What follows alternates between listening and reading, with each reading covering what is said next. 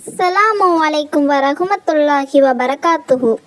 நம் நபி முகமது ஸல்லல்லாஹு அலைஹி வஸல்லம் அவர்கள் பிறக்கும் முன் இந்த உலகம் எப்படி இருந்தது தெரியுமா?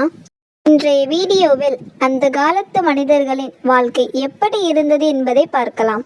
நபி அவர்களுக்கு முன்னால் இந்த உலகம் இருள் சூழ்ந்த உலகமாக இருந்தது. உலகம் மிக மோசமான நிலையில் இருந்தது.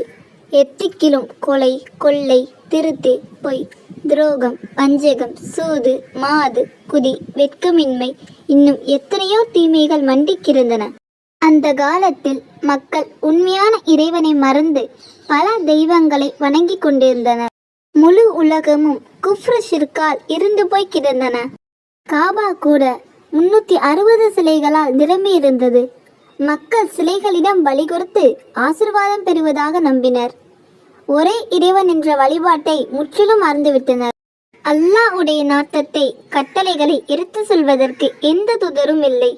முன்னிருந்த எல்லா தூதர்களும் வஃபாத்தாகி விட்டனர். உலக மக்கள் யாவரும் வழிகெட்டு விட்டனர். அல்லாஹ்வின் எதிரியாகவே மாறிவிட்டனர். நபிமார்களின் போதனைகளை மறந்து போய்விட்டனர். அல்லாஹ்வுடைய வழியை தவறவிட்டனர். தன் மனம் போன போக்கில் வாழ்ந்து வந்தனர், அல்லது தம் போன்ற மனிதர்களின் கட்டளைகளை ஏற்று நடந்தனர், அல்லது தம் குடும்ப சம்பிரதாயப்படி நடந்து வந்தனர். அல்லாஹ்வின் வேதங்களை மாற்றிவிட்டனர். அதில் தமது சொந்த கருத்துக்களை சேர்த்து கொண்டனர். மேலும் கற்களை சிலைகளாக செய்து அதை வணங்கி வந்தனர். தேவி மற்றும் தேவதைகளை பூஜை செய்தனர். அதன் பேரில் பிராணிகளை அறுத்து பலியிட்டனர். மரம், மலை, ஆறு, வாய்க்கால், உயிருள்ள உயிரற்ற எல்லாவற்றையும் வணங்கி வந்தனர். உலகில் எத்தனை மனிதர்கள் இருந்தனரோ அத்தனை பேருக்கும் தனித்தனி வழியை அமைத்து வாழ்ந்து வந்தனர். இப்படியே உலக மக்கள் அனைவரும் வழிகேட்டில் மிக மும்முரமாக நடந்தபோது அல்லாஹ்வின் நியத்திப்படி அம்மக்களின் மீது இரக்கம் ஏற்பட்டு அவர்களுக்கு நேர்வழி காட்டுவதற்காக ஈருலக தலைவர், சிறப்புமிக்க குணசீலர் முகமது நபி ஸல்லல்லாஹு அலைஹி வஸல்லம் அவர்களை அல்லாஹ் அனுப்பி வைத்தான். நபி ஸல்லல்லாஹு அலைஹி வஸல்லம் அவர்கள் பிறக்கும் முன் உலகம் முழுவதும் இருள் சூழ்ந்திருந்தது.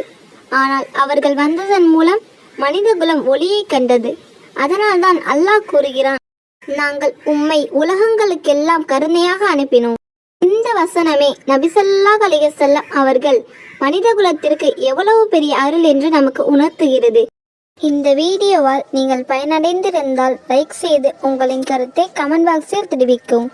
மேலும் மற்றவருக்கும் ஷேர் செய்து பிறருக்கும் நன்மை கிடைக்க வழிகாட்டுங்கள். இது போன்ற வீடியோக்களை பார்த்து பயன்பெற நமது சேனலை சப்ஸ்கிரைப் செய்து அருகில் உள்ள பெல் ஐக்கானை கிளிக் செய்யவும்.